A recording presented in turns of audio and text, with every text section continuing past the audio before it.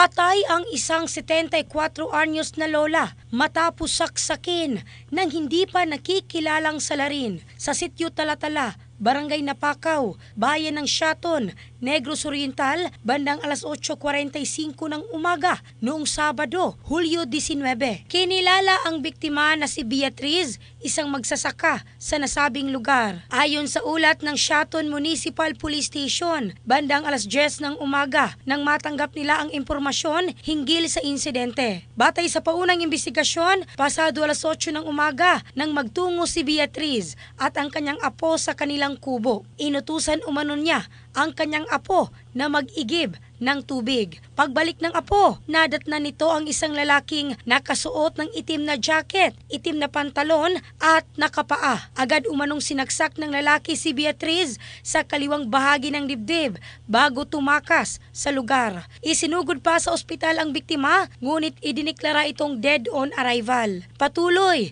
ang imbestigasyon ng pulisya upang matukoy ang pagkakakilanlan at ang motibo ng sospek. In the heart of changing lives, ako si Michelle Craste ng Brigada News Philippines, the Music and News Authority.